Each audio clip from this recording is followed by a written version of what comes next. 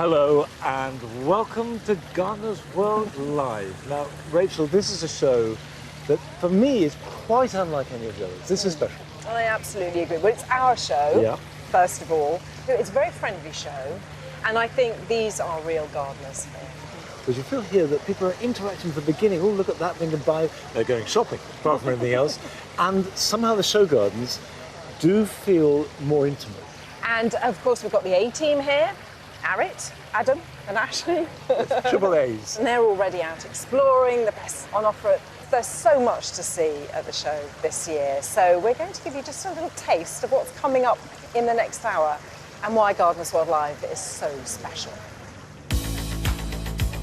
Birmingham's central location is the perfect spot for Gardeners World's very own flower show. It's a place for people from across the country to come together and share in our passion for gardening. It's the best show. We come here every year to see Monty and the team. I love the size of the show gardens here because at home, in a new build garden, they're small. So I can basically come here, pick a show garden up, take it home and put it in my garden, and I've got the exact same effect. The gardens are brimming with inspiration and take-home ideas. And we'll be following Nick Bailey as he builds his show garden, which is all about making every metre matter. It's been 7 months in the planning, but finally the garden is beginning to become a reality. The floral marquee is awash with summer colour and expert growers offering advice. That is marvellous. Thank you very much indeed. No, thank you. Thank you very much. It's also home to the International Orchid Show with 31 exhibitors of incredible plants. I brought my orchids all the way from Ecuador for this show. I'm from Taiwan. I bring a lot of Asian species to England because you don't see them in England often. We will be meeting one of the more local exhibitors as they prepare their collection for the show. This is Scaphocephalum gibbosum. I just love them because they just look like big nasturtiums. They're just very different, very unusual. The beautiful borders are a hotbed of creativity, and that's where many designers make their debut. I applied to build my first border just 3 years ago.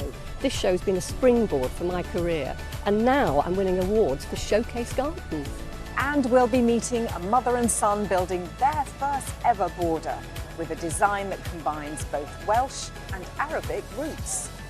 I see the garden as like an exhibition of my faith, so why not have an Islamic garden with plants that can thrive in this environment? Gardeners World Live is truly the people's show. It has something for all of us.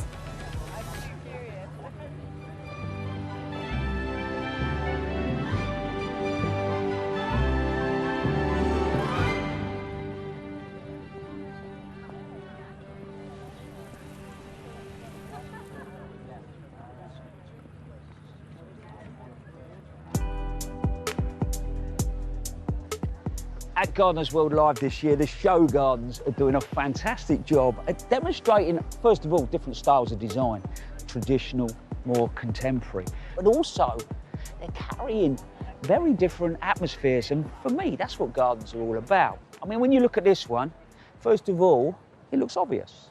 Lovely sort of zigzag path leading to a big focal point at the end, and you're travelling over this water, so there's a sense of sort of calmness. But then you look a little bit closer and it really starts to sort of reveal itself, and you realise it's not just about human beings, it provides for wildlife. The lovely bit though, at the end of each run of path, there's a little focal point. Now I've stepped down, feels slightly different, there's a boulder, I can sit down, the eye line completely changes. I'm now immersed and I feel very different to what I did up there. Then there's these lovely little bee posts. So those solitary bees are provided for, and then you've got the planting, the gravel underfoot. So there's a texture. You know, you look at this as a design, it's quite classic, but then there's a really good diversity of trees, and then there's layers of shrubs, and then there's the herbaceous planting. But then you've got that main feature of the water. It's a cracker.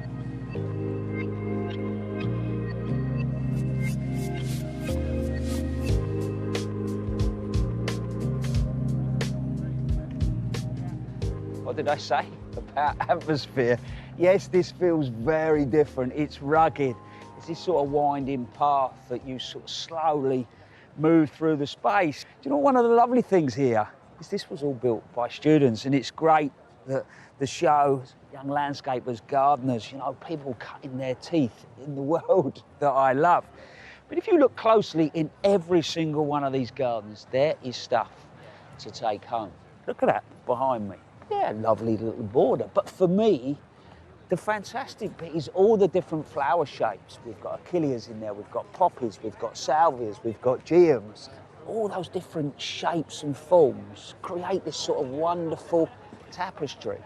So, you know, you come here, you take a photograph of that, and that inspires some planting in your own garden.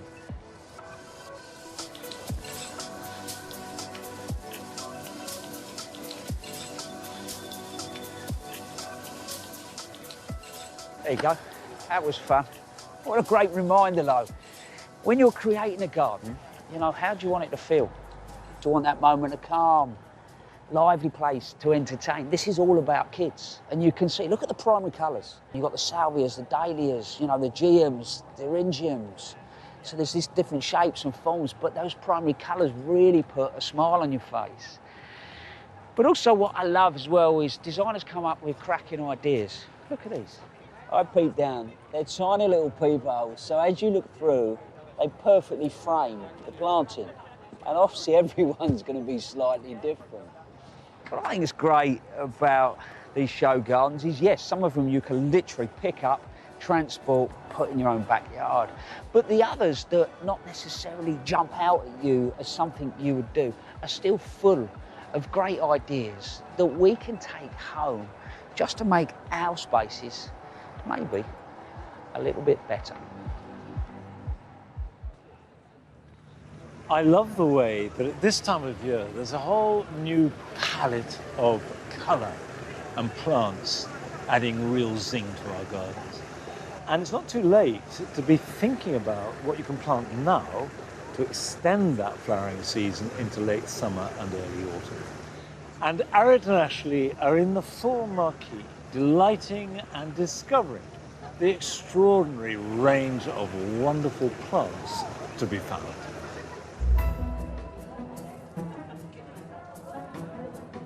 Ashley, can you believe they've actually let us in? I can't. This is like plant heaven. Every plant you can ever imagine is in this room with us. Now, I know what you're like because you want to take in the detail. You've got your gardening head on. What are you looking for? Yeah, I think I'm looking for the right plant for the right place. Okay. And I want to see new plants, ones that we could maybe use in future gardens. Okay, yeah, makes and sense. I guess as a designer, you're looking for the right combinations and extending that flowering season. Yeah, I love looking at that. I love looking at the displays, and of course there's the individual plants, but it's how do you put them together, colours, textures, you know, different shapes. All right, let's see. Let's see what you come up with. See you in a bit.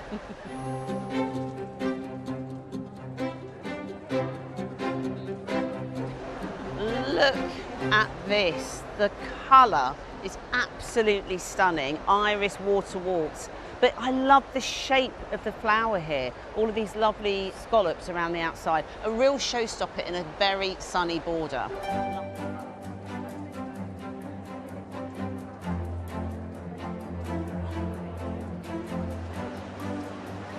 This Galenia has caught my eye because you don't often see a pink one. It's so delicate and it has this beautiful chocolate foliage. And then I couldn't help but notice this Acer Viper, which has this incredible leaf. And the bark, imagine that in the winter, that has beautiful white stripes that will provide winter interest for you. There's also a little Alchemilla, which is so cute, it has the cutest little leaves. Absolutely love this Adenophora, which has a beautiful fade from purple to white. It is really similar to Campanula and will be perfect for woodland edge, dappled shade.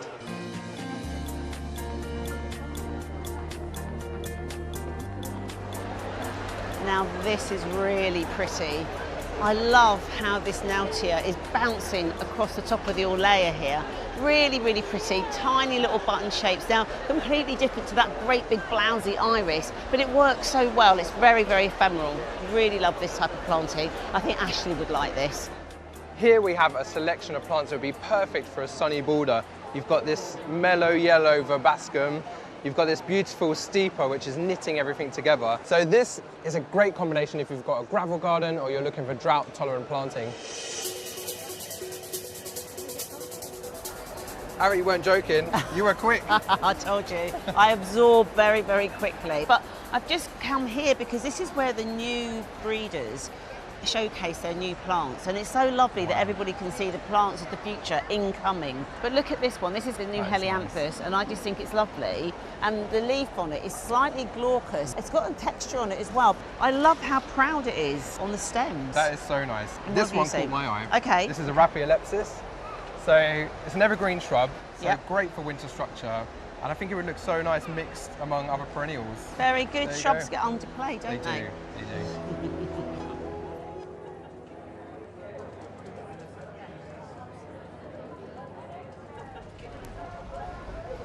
I'm in absolute seventh heaven amongst all these perennials. I mean, just look at the range of colours and shapes. But I think best of all, so many of them are suitable for attracting pollinators, and that's really important to me. Well, every year at Gardeners World Live, they ask a designer to create a headline garden, and this year the honour has gone to our very own Nick Bailey. It's been 7 months in the planning, but finally the garden is beginning to become a reality. The design is broken up into 196 individual square metres and is rooted in sustainability. And I want to prove that you can create an entire garden, including the hard landscape, using nothing but plants. Now, we just need to pull it all together. It's been a pretty full-on 8 days, very, very long hours, and then, of course, have been months of sleepless nights in advance of doing this. But I'm genuinely thrilled that in just a few days' time, people are going to be able to see all the incredible efforts that have gone into putting this garden together. Central to my design concept was to make sure the garden works from whichever direction you approach it. Typical show gardens, you only get to see one or two sides.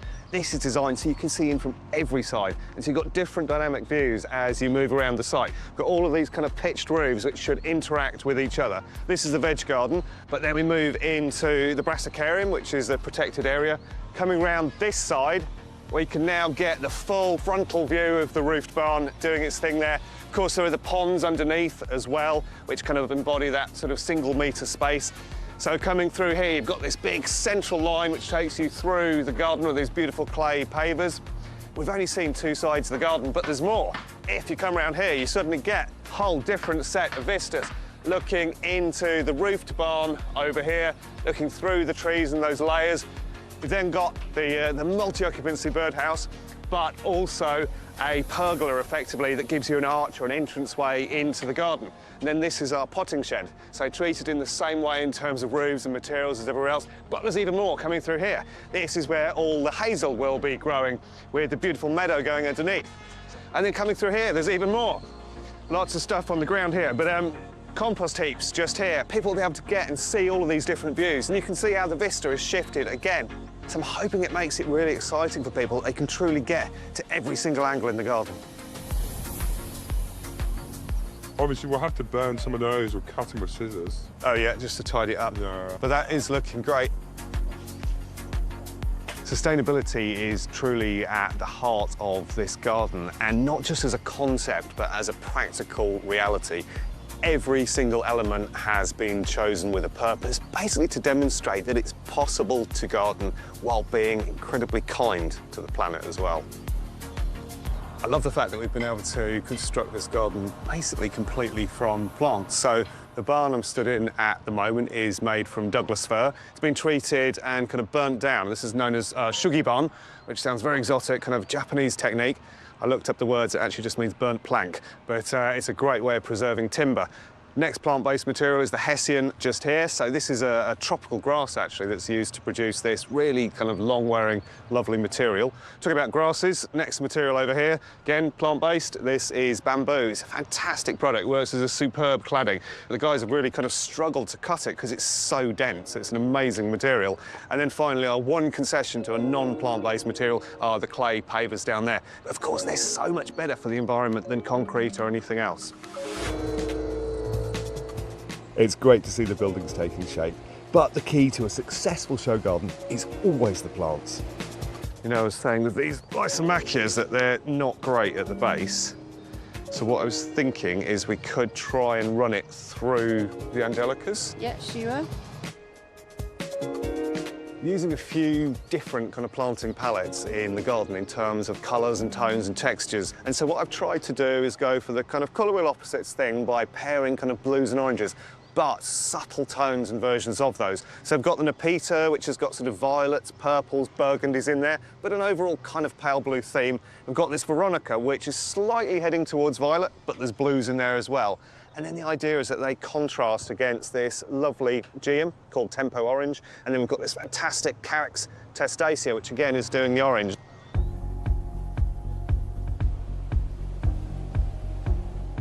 I'm using 20 trees in my garden, and they need to look their best.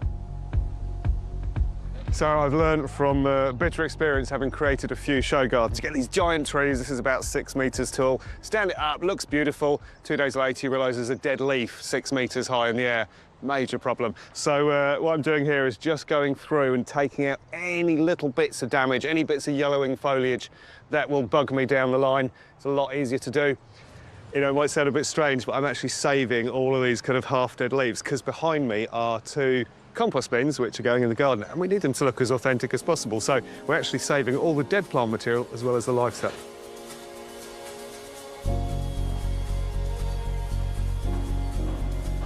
All right, let's do it in. Come on, right. Turn this way a bit. All right, 2, right. The hole's too small. Is it? No, can't do it. You just need to dig a little bit where your foot is, don't you? Oh, mate, it's nearly there. No, I think that's going to work. I think that's going to work. Got a few tweaks to do.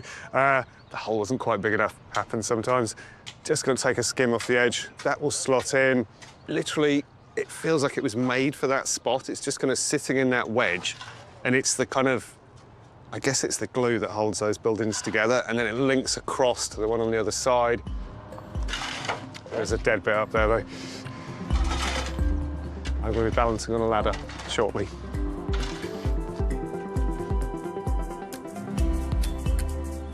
It's only 7 days now until the show opens to the public, and we are slightly behind. It does happen with most show gardens, but the good news is that all of the hard landscape is done. So our birdhouse is up, the roofed barn is complete, the burnt-out barn is doing its thing, and our potting shed is done as well, along with the ponds. So it's down to the planting team now to get the 2,000 or so plants we've got into the ground, nicely settled, and hopefully looking beautiful in time for the show to open.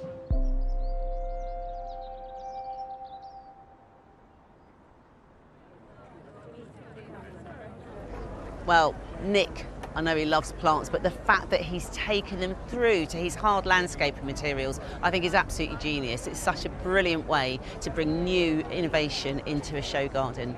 And we will be revealing his finished garden later in the programme.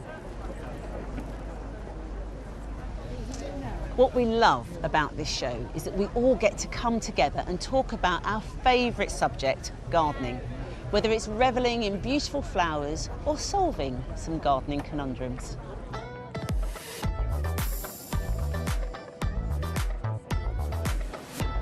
That looks almost as good as the garden. Almost as good, oh yes. My goodness. I've gone for the Sweet William. I tried growing them a couple of years ago, but wasn't that successful. It's got loads of buds, this one, so it's a really lovely plant. Deadhead them, it will keep flowering throughout the summer. You can also give it a liquid feed. That will keep it producing healthy flowers. I have got dry, sandy soil in a shady position. I've got an 8-foot-high north-facing wall. So let's go see if we can find you two some plants that deal with that shady conditions. That would be a question. Go on. Can I tag along? Of course you can. We're going to go in there. Come on, let's go. Let's have a smell. Yes, I'd like that. Okay. That's one. Let's go over this way, shall we? If we come round here, look at that. Oh, I really like that. It's a tiny little collection. Some of those will work in semi-shade, some of them will work in shade. Yeah. So really what it is finding the plants that will work roughly in the conditions and then finding the variety that will work for you. Does that make sense? Yeah. So once we've covered all the ground, yeah, now we want a few little gems, all right? So this is called Disporum. For me, they're a really hard-working plant. And the coloration of the leaves, do you get different ones? Some are dark, some are light. Does that help? Yeah, that's fantastic. Cool. Yeah, really, really good. Good. Yeah. Have a lovely day. Yeah, thank you. Thank you. Bye. Cheers, bye-bye.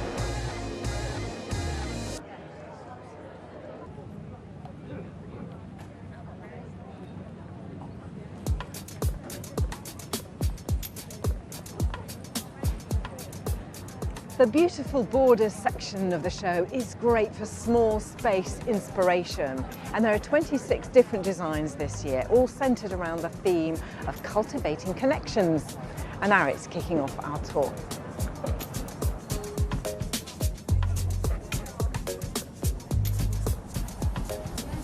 Well, looking at this border, it's a real feast for pollinators. There's penstemons, peters, lavenders, salvias. These phlox are great in the border as well because they give out a slight scent, and that paler colour means that at dusk they can still carry on attracting in things like moths to pollinate. And there are also some really nice sensory elements in this garden as well. So this herb border here, for example, it's really great entry plant for children to have in a space where they can come out, pick the herbs and taste them. And then as I come round here, I can see a firm favourite for a sunny border, and that's this lovely Stachys byzantia here. And this is lambsy, which is really good for drought tolerance, but also so soft to touch, which again is great for children to be able to come and see in the garden.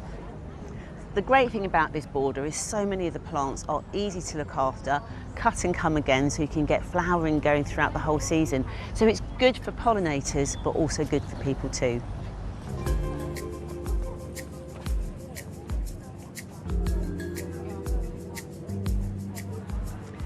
I think the word that comes to mind when you see this garden is wow, because it's such a burst of colour.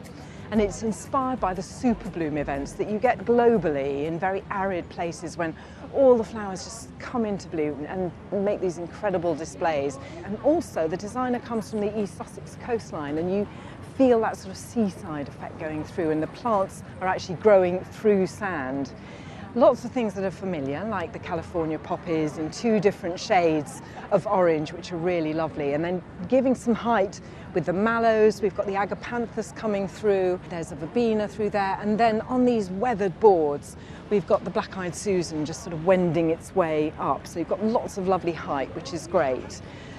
Lots of wonderful plants, and I particularly like those little dried flowers there. They're sort of everlasting flowers, and they dry and you can use them for flower arranging and so on through the year. It's fantastic.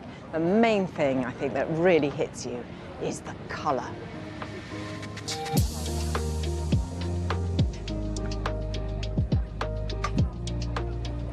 Slugs can be a real problem for gardeners, but this garden showcases how you can create a slug-resilient space. By choosing plants like these grasses, geum, and you've also got verbascum with hairy, tough leaves, that is something that slugs don't enjoy as much as the fat, juicy hostas and dahlias. Also think about cultivation techniques in your garden. This one uses a straw mulch, and slugs won't like crawling over that so much. Over time, it will break down and also feed your plants to create healthy, resilient plants in your garden. And one of the best things you can do is have a water feature in your garden, something that wildlife will be attracted to. Birds and amphibians and mammals will eat slugs and remove them from your garden without you having to do the hard work. But remember, not all slugs are enemies. They help to break down dead plant material, feeding our plants, and they are an essential part of the ecosystem.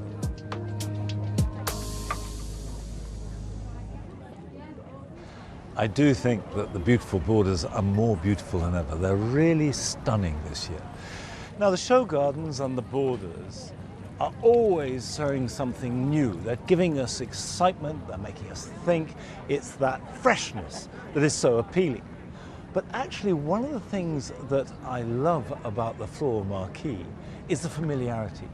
You see old friends, faces that have been showing here for years and years. And obviously they're bringing new plants. But this year, we were sent a film by a nurseryman from Evesham who is preparing to show here at Gardeners World Live for the very first time.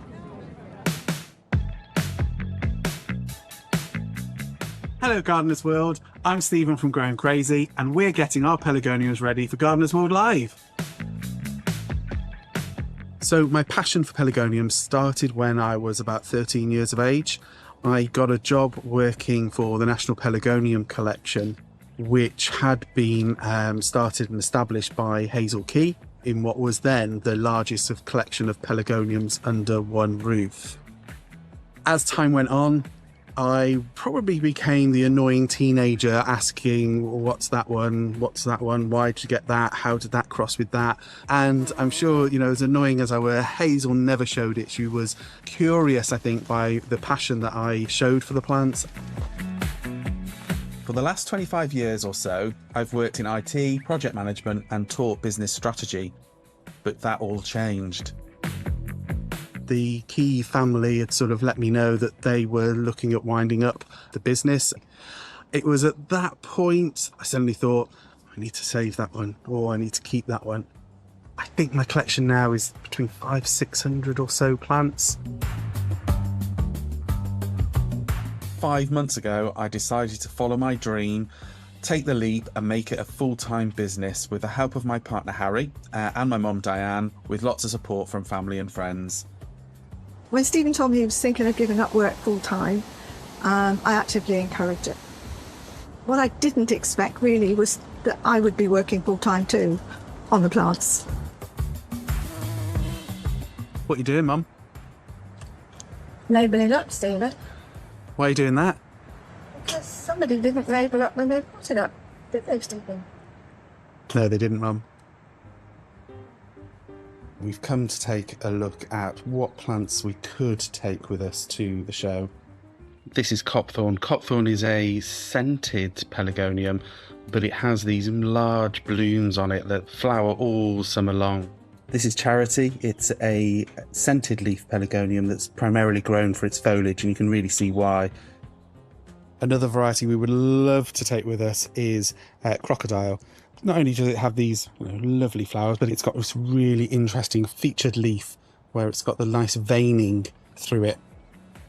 It's 4 days until showtime, so I'm hoping all of this flower is going to last.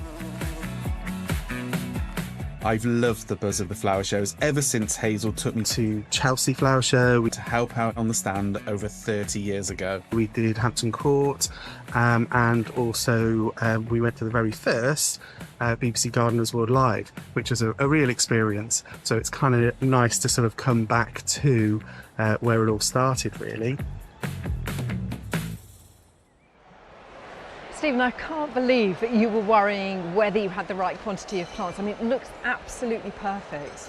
Thank you. Yeah, it's been a bit of a job, but we managed to, jam-pack lots of colour and lots of variety into this. Well, it's really a celebration of all the different varieties. That was the aim. We really wanted to sort of show off the diversity of all the plants that we've got and all the different varieties and all the different groups that are available. Well, I think you've definitely done that. Thank you. Now, might this be Crocodile? Because I think I recognise that mottled leaf. Yes, it's fantastic. Really unusual sort of leaf. I'm not a big fan of the flowers. I do have to keep the flowers on at home because my partner does like them, but I'd rather take them off and show off the leaves. And you need to keep the peace. Oh, yes. Now, I know it's like asking who your favourite child is, but do you have a favourite amongst all of these? I think probably this week it's got to be the Stenopilatum. This really is something a bit different. It's a species pelargonium. It has these lovely sort of waxy ivy leaf kind of leaves, but it has a really nice upright habit to it, which makes it a really great plant. And then just those flowers. Yeah, the flowers are extraordinary, aren't they? The shape is really eye-catching. So if you're going to buy a plant here at the show and it's the first time you've grown a pelargonium, what are your top tips? Top tips, probably first thing is to sort of think about the compost. Go for the best quality compost that you could afford and then do regular feeding. We, through the season when they're in flower, would be feeding them with a good tomato feed. I can't believe that it's only 5 months that you've been doing this full time. It's extraordinary. Will you be coming back next year? Hopefully, yes. I'll ask you at the end of the show. Yes.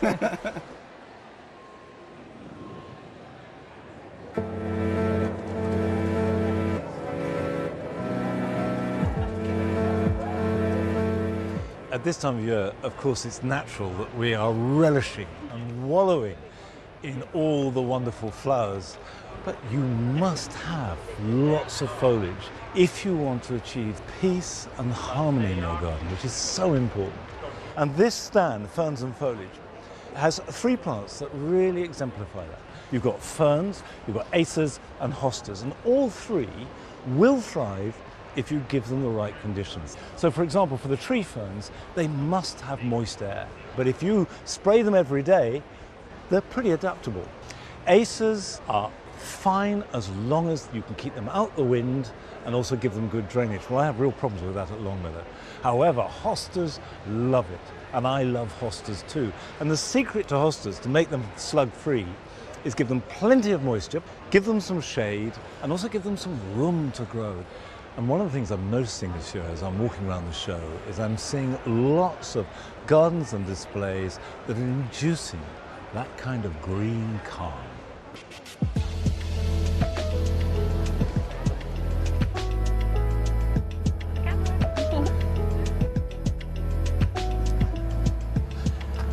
All the beautiful borders are really good, but this one is interesting because it's doing an awful lot. It's providing 3 seats, different types of colorways, but all of them are aimed at providing a space for people just to stop, relax, and be at peace.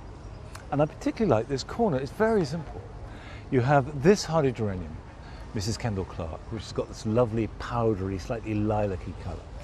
The Thalictrum, which is topped off with that gentle lilac, but also has these incredible, rich, deep stems. And then the ferns and the foliage and the little grasses around it. It's simple planting, but the point is, it's gentle. And sometimes, even in the middle of summer, you need that subtle but gentle planting, both of flower and of foliage, to find the peace that is so important within yourself.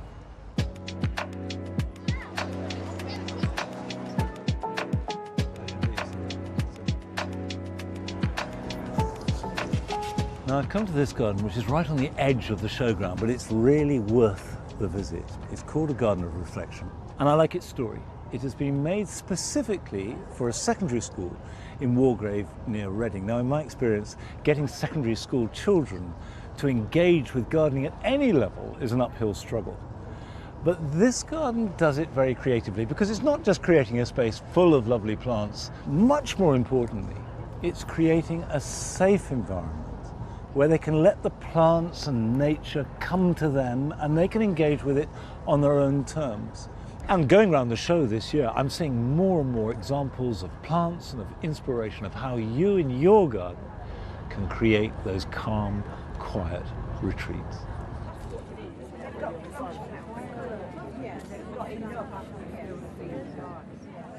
The beautiful borders are great for inspiration, but they also provide the perfect springboard for aspiring designers to take their first steps.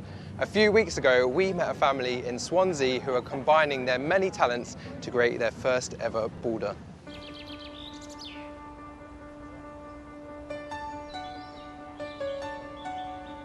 The first time I came to Klein Park, I was maybe 3 or 4, and I just thought I'd entered a magical world. It was like a fairy tale. So obviously I wanted my kids to grow up in Klein, so over the years I've brought them to the park. And I feel that if you let children be in nature, then they'll look after it and take care of it, which is very important to me as a mother of 7. I've done the apprenticeship for nearly 3 years now in Klein. I've learnt experience here, and to me, Klein is an amazing park. My name is Omar Yusuf. I'm Emma Yusuf, I'm his mum. We're collaborating for a garden that will Worldwide. It'll be a paradise garden with Arab and Welsh theme. And the name of the garden is Calon Lan, which is pure heart in Welsh. My inspiration was Klein, but the most inspiration for me was my garden that inspired me to learn a lot about plants. Me and my mum, we make a good team. My mother's responsible for designing the garden. I'm going to help with putting it together. I will be giving the horticultural plant knowledge. So I say, what about this? And he says, no, Mum, you can't have that. Or he says, yeah, amazing. Why don't you incorporate such and such with it? So the inspiration was actually the theme this year, which is cultivating connections. As I'm from mixed heritage and Islamic faith, there's so many connections, but all these things are beautiful elements, and I wanted to combine them into a garden. I see the garden as like an exhibition of my faith and my journey and my Welsh and Arab heritage. So why not have an Islamic garden with plants that can thrive in this environment? And it's nice to show people about both heritages, what plants are grown in Iraq and Wales. It's a Welsh border. We love Wales, very patriotically Welsh. He speaks Welsh as well. So, yeah. Yes, yeah, shocking. Paradise Gardens is whatever you think paradise is. For me, paradise is just going to be lush green, lots of colour, lots of water, the sound of birds, anything that's soothing to your soul.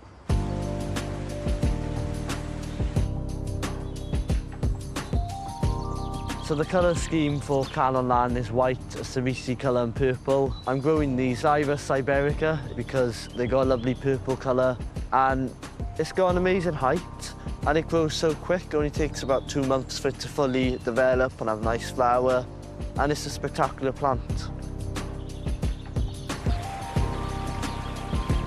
Water has a very important role to play in Paradise Gardens. Water is the life force of all creation. It mentions in the Quran 4 rivers in paradise of wine, honey, milk and water. Generally, Islamic gardens are split into 4 because of the rivers. So I feel that it should be incorporated in any garden. It's soothing for the soul, no matter where your culture or garden is based.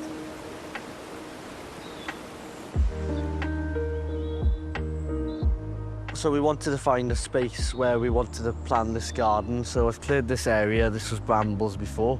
I've cultivated it, and now the plan is basically to put all the plants along here just to see the mock-up of the garden before the show.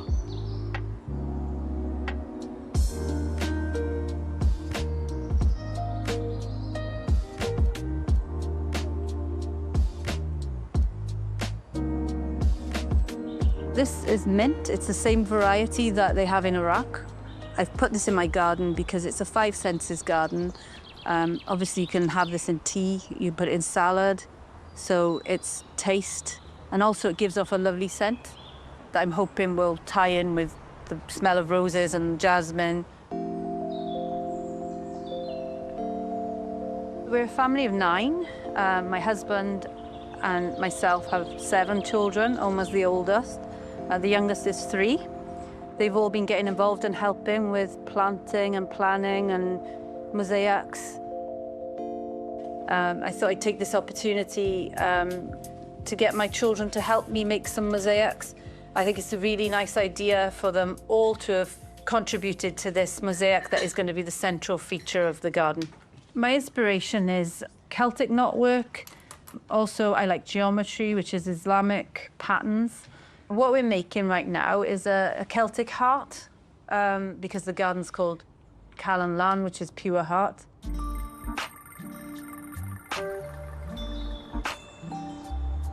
These plants, the irises, the salvias, the digitalis, they were part of my journey when I was in Clyne. I thought, why not grow them for the border?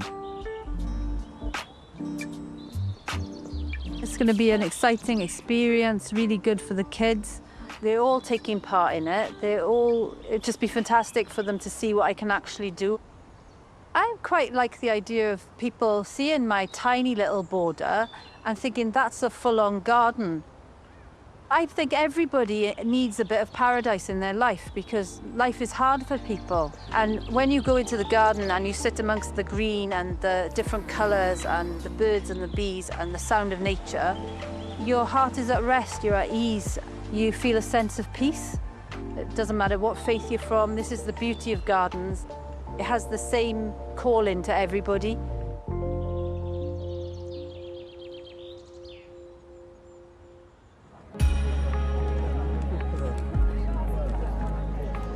Emma and Umar, all of that hard work is paid off. You are now at the show. So how was the experience, Emma? It's been an amazing experience, lovely people, seeing all the celebrity gardeners and the mentors for my son, really. I'm so glad I did it and brought him to the right place so he could see that anything is possible. So how have your family reacted to seeing this lovely garden here? Totally amazed. My little one, who's 4, he came and he ran on the garden and plonked himself on the chair, and my son was like, he's not supposed to go in the show gardens. I was like, it's my garden, he can do what he wants. So he was, wow, mummy's garden. Oh. And then my daughter, she's going to be doing architecture. Yes. So she was wowed by it. So all I want from life is to inspire my children, and I feel I've achieved that. Oh, well done. And you've only just finished your apprenticeship as well, Umar. So to see all your wonderful plants, how are you feeling? It's just amazing to show plants. I've got foxgloves, irises, all sorts of plants from Wales and Iraq. And it'd just be amazing to show people what you can do in such a small space. Yeah. And it'd be amazing to show the pollinator flowers too. Exactly. And now I understand that you're going to have this relocated. So where's it going on to? It'll be relocated in Swansea, the waterfront. I'm hoping that many people can enjoy it and see it, and it's such a privilege. And it should take pride in place in Wales because it's influenced by the Welsh heritage. All the slabs are Celtic designs.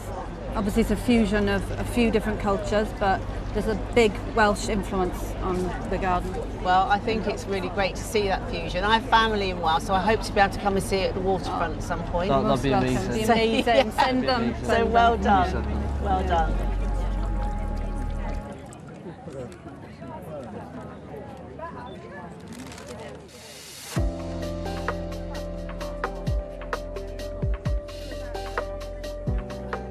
This garden is based on a new build. In one corner, maybe the garage takes out a chunk of the garden. Then you've already got a shed, if you're lucky, and then they're left with this slightly awkward space. You still want all the things we want from our garden. You want to relax. Maybe you want to provide for wildlife.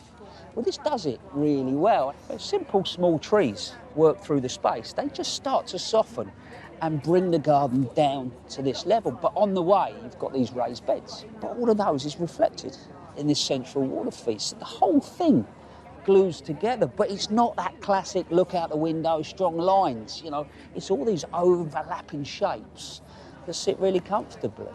And then the planting is a mix of the softer, wilder, leery meadow right into the good old ornamentals. And the last thing, the materials. They're all reclaimed, you know, they're imagined to be collected off the building site.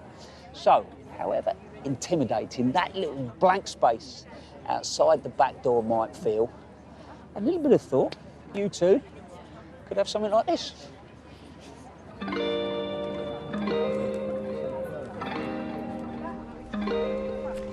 And I'm really loving this garden. It's got everything you could want in a relatively small space.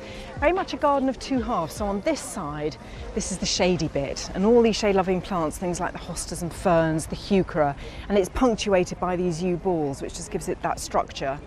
And if you haven't got space for a tree, well, this is a perfect solution. It's silver birch, which is grown multi-stemmed from the base. And then they've clipped it a little bit higher up so you can use all of this space underneath for planting, which is fantastic. And then on the other side of this path, which is very smart, it's made of burnt scaffolding boards, and they're then oiled, and it looks really expensive, but actually isn't, so a really good tip.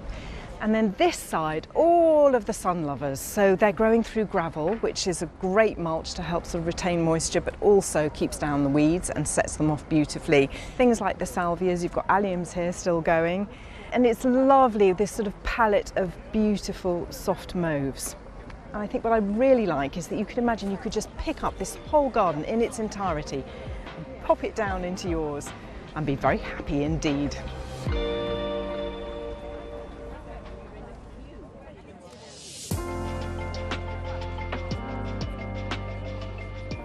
Interesting listening to Rachel talk about the sunny side and the shady side, because this garden is definitely designed around weather. It's for a drier part of the country, but also that idea that we shouldn't use so much water in our gardens.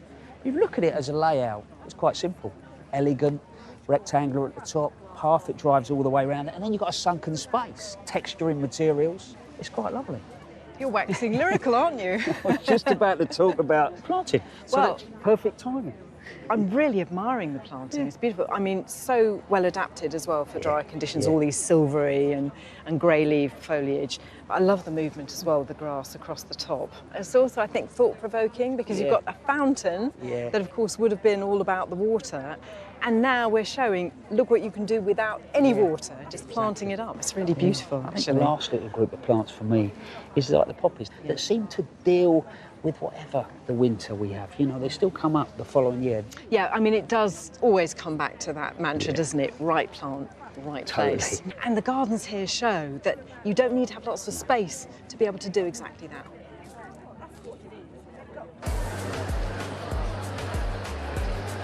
That's beautiful, isn't it? So where's it going to go in your garden? Achillea needs a sunny border. Okay. Yeah, so it needs full sun. So it doesn't really do so well in part shade. Thank you so much. Okay. Thank you. Happy shopping. I've been and looked, and I love buying plants, but there's no more room in that trolley. I think I can find a little bit more. We've got the other trolley in the trolley. I bought a house last year, so we're still trying to get the garden together. Perhaps put the hydrangeas in some pots, but I'm not sure where to go from there. Put it in dappled shade if you can. It just protects it from that harsh sunlight because they can go crispy on the edges. The salvia, that is kind of the opposite end of the spectrum. So that loves it hot and sunny. When these flowers are finished, you cut them down to the next set of leaves and you'll get new shoots coming and the flowers just keep coming and coming and the bees love them.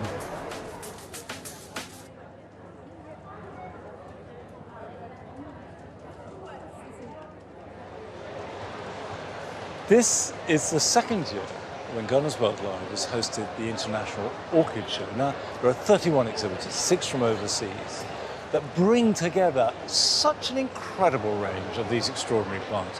I'm told that there is no other place in the UK that you can see such a varied range of these extraordinary plants all together. So if you love the plants, you have to come here. And a few weeks ago, we went down to Dorset to visit a couple as they prepared their orchids to bring to the show.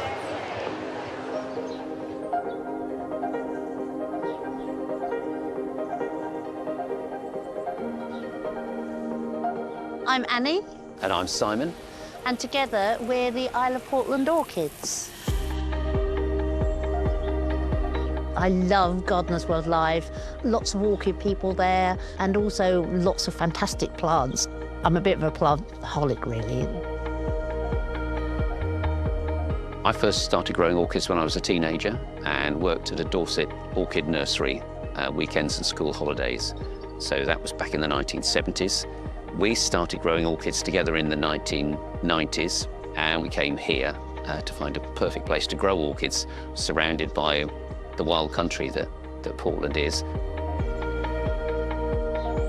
Worldwide, there's about 28,000 orchid species, so they're an enormous plant family.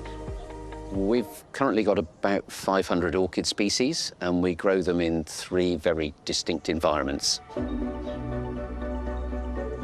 This is what we call our Himalayan greenhouse. So this is a greenhouse that we keep with a minimum temperature of 7 degrees in the winter. So it's a really cool greenhouse. It's also quite bright as well. If you go to the Himalayas, the forest there is much more open woodland. So the orchids are often on trees on their own, getting lots of light. So we find when it comes to flowering, if you can give your plants plenty of light, it certainly helps. This is Miltonia cuneata. And this is a plant that we came across in the coastal mountains of Brazil. I remember picnicking under a tree that was completely covered in this orchid. So it's not when you see a lot, but when you find a tree with it on, it'll be absolutely smothered. This is Odontoglossum, now Oncidium cristatum, which is, again, one of those cool growing orchids. I think this is Colombia and Ecuador, that part of the world. The thing that's special about orchids is their diversity and the links between the species and the amazing places they come from. So we've been fortunate to travel across the tropical world. It's given everything context. I suppose when I thought about a tropical rainforest, I always thought about this colourful place, and they're just green, they're so green, and different greens, and you have to really search for the plants a lot of the time. We're in the Club Forest greenhouse. This is where we grow lots and lots of the miniatures. A lot of these plants are from South and Central America. This is Dendrobium cuspitsonii, and it's from Papua New Guinea. I do love it because it is a really tiny plant with these huge, great flowers. We grow a lot of Masdevallias, and so we've got Masdevallia beechianas. They're hummingbird pollinated, so they're going, look at me, so the birds will come in and take the nectar.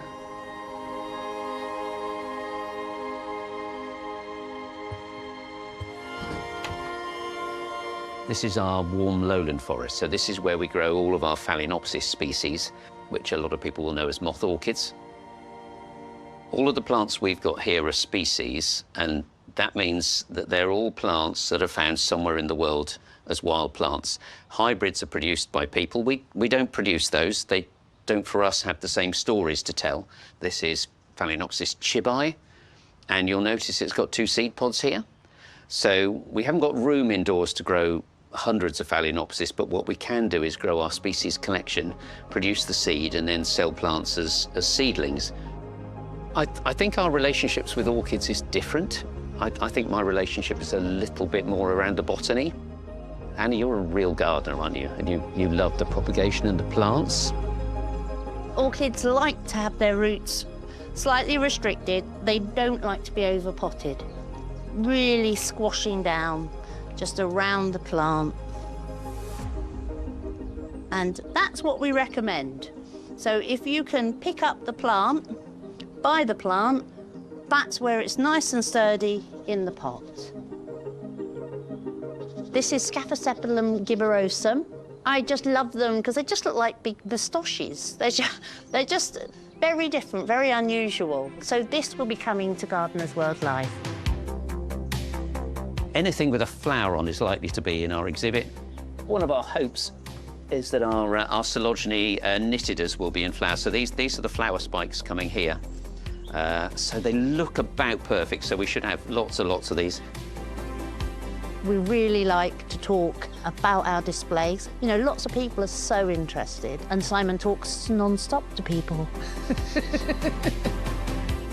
I think together we make a really good team. The thing that gets us is every time a species opens its flowers and we see again its special little face appearing for us, that's a magic moment.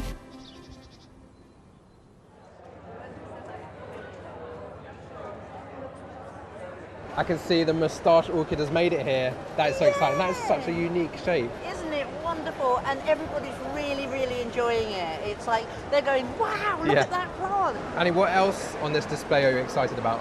The Masdevallia beechianas, they are just incredible. Hummingbird pollinated and so bright. You can see that just jumping out in a forest. That looks amazing. I mean, it's like it's been coloured in with a highlighter. That's how bright it is. Simon, when people are coming here to buy orchids from you, what kind of advice are you giving them? To match the habitat the orchid naturally grows in to the habitats inside your house. So some rooms might be cooler and shadier, and that's going to suit the cloud forest orchids that come from tropical mountains, or you might have a brighter, hotter room, and that would fit the plants that come more from the lowland forests. But you've got a habitat somewhere in your house for every tropical orchid.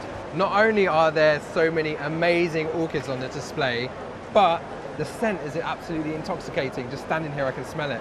I'm so glad I got to meet you both and hear about your orchids. Thank you for showing me.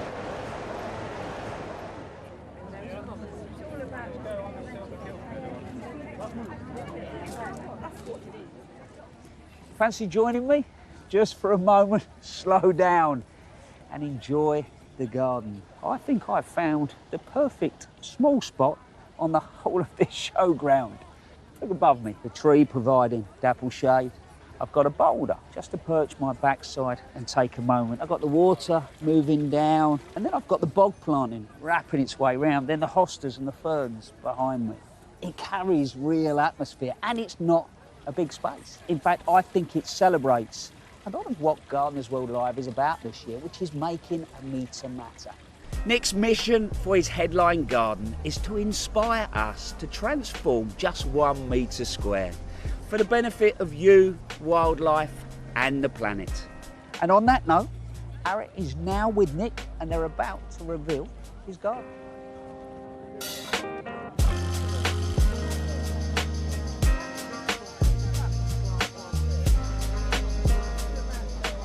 Nick, wow. It absolutely looks, feels, smells, is amazing. You must be so happy. It's kind of a mad thing, isn't it? You know, as a designer, when you've kind of created something in your head and then suddenly it's a 3D reality, it never stops being amazing. Let's look at the plants, because now that they're here, it's singing. I mean, you know I absolutely love colour, and blue and orange I'm so passionate about. They make each other zing and look more radiant and more exciting. You've really obviously taken on board for pollinators and wildlife throughout this garden as well. Yeah, I've tried to do that, and where we've got the sort of grassy mixes, the idea is that there'll be 3, 4, 5 months of flowering in there. So as you say, brilliant for pollinators, but also brilliant for those parasitoid wasps, of course, which balance out all the pests in the rest of the garden. So it's kind of showing that even in just 1 square metre, you can create these pollinator patches, these kind of pest patches, and it's a really simple thing to do. But of course, the water that has to be present in the garden, I mean, this looks fabulous. I love the idea that you just bring water into a garden. It brings life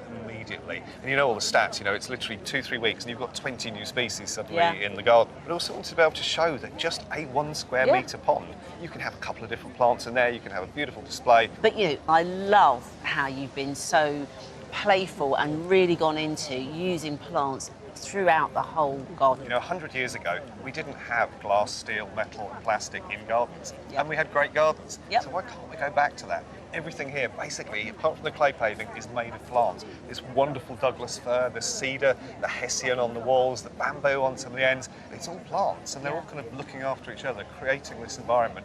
We don't need to use lots of these modern materials. I could literally sit here all day. Let's kind of go through to the back if that's okay. Oh, look at this. Fabulous. But look, the metre comes alive massively, doesn't it? All of your raised beds. Even if you're dedicating just 1 square metre to growing veg, you can grow 9 sweet corn. That's going to be at least 18 corns. That's a family for a month. 4 courgettes. Now, that's probably a family for a full summer, right? Definitely. You can grow 4 cabbages. You can grow 9 lettuces. You can grow 4 tomatoes. So just in that small space, actually, you can get something really productive. And this, a triumph. Indeed, the famous brassicarium. And of course, everything wants to mess with your brassicas, right? It's the pigeons, it's the slugs, it's the avids, it's the rabbits. But if you've got a structure overhead, and done a mini one over there, you can cover it in a mesh. Traditionally, of course, we would use plastic. Now there is a product that does exactly the same thing, but it's made of sweet corn. So it's completely biodegradable, lasts for 8 years, then you throw it on the compost heap.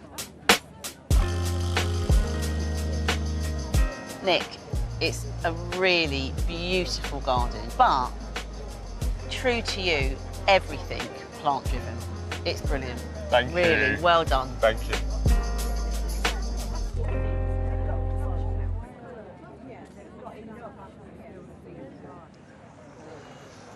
I'm afraid that's it for today, but you can still come to the show. It's open till Sunday, and if you possibly can, I urge you to do so. It's really good. And next week, you'll be with Francis, who's at a beautiful garden just outside Bath, and I'll be back at Longmeadow in a couple of weeks' time. So until then, from all of us here at Gardeners World Live, bye-bye.